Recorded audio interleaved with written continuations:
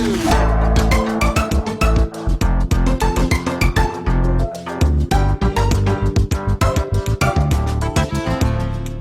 going on, everyone? D-Ninja here, and I'm back with another Arena EDH. This week we got a special. We're going to be looking at how to choose the right commander. And just a disclaimer before I get started, I am not a teacher, so I do apologize if I stumble over my words and whatnot, but I am trying to step out of my own personal comfort zone. But anyways, let's get started.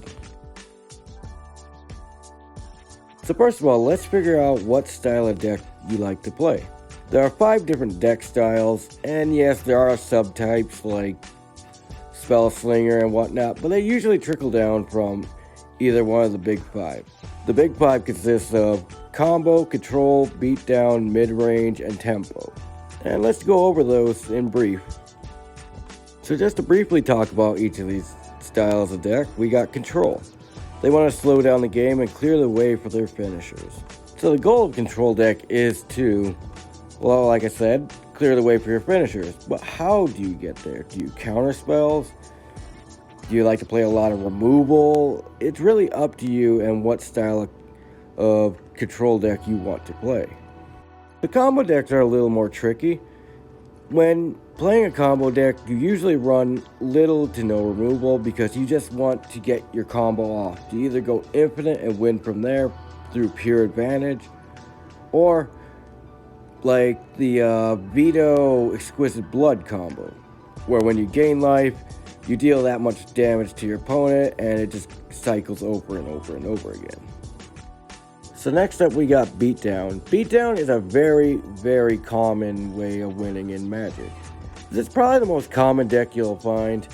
Just, you want to get as much combat damage through as possible, and the creatures in their deck can go tall or they can go wide. So a mid-range deck is the marriage between an aggro deck and a control deck. This deck type is a jack of all trades.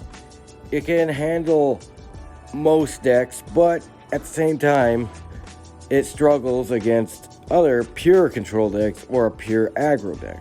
However, don't let that deter you. These decks are a ton of fun to play, and it is my preferred way to play. And so finally, for the deck types, we have Tempo. Tempo wants to win through pure advantage, and they're a threat at any point in the game. Tempo decks generally win through pure card advantage, doubling up their mana, or riding out a bell curve.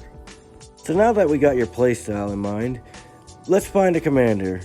Online, there's websites like EDH Rec, MTG Vault, and a bunch of other sites like that. Also check out forums on like Reddit or such, so you can find what people are thinking of X commander that you want to play. And then figure out if you want to play on Arena or in Paper. On Arena, we don't have as many cards as they do in Paper, but we do have some Arena exclusives. But with all that out of the way, let's jump right into the next step. So next up, we're building the bones of a deck. Let me show you an example of a Zakama deck that absolutely destroyed me the other day. So first he played a ton of mana rocks. I didn't know what was going on.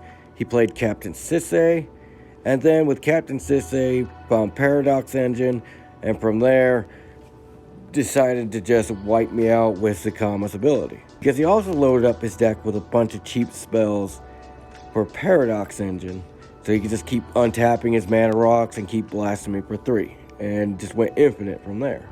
Was that the only strategy in the deck? I highly doubt it, but that is my point though. When you're building the bones of your deck, always look for at least 3 to 4 synergies that you can work, such as Zakama, Paradox Engine, and Captain Sisay.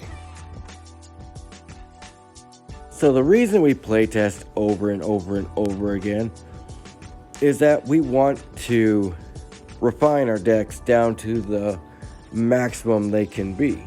For example, Rudo Stromkirk. When I first started the deck, I used a full control variant, but found out it was too slow, so I slowly refined it down to a mid-range style deck. Is that the best it can be? Probably not, but it's all about you. Figure out how to make your deck better by playtesting and refining, adding some cards that work good and taking out cards that don't work as good. And finally, just have fun. It doesn't matter if your deck sits at the top of the tables up in CEDH, or it's something at the very base of the jank scale, like people sitting in chairs. It doesn't matter. Your deck is your deck. Have fun with it. But I hope this video helped newer players, or even some intermediate players, whatever. But anyways, I'm D Ninja, and I'm signing out. Bye-bye now.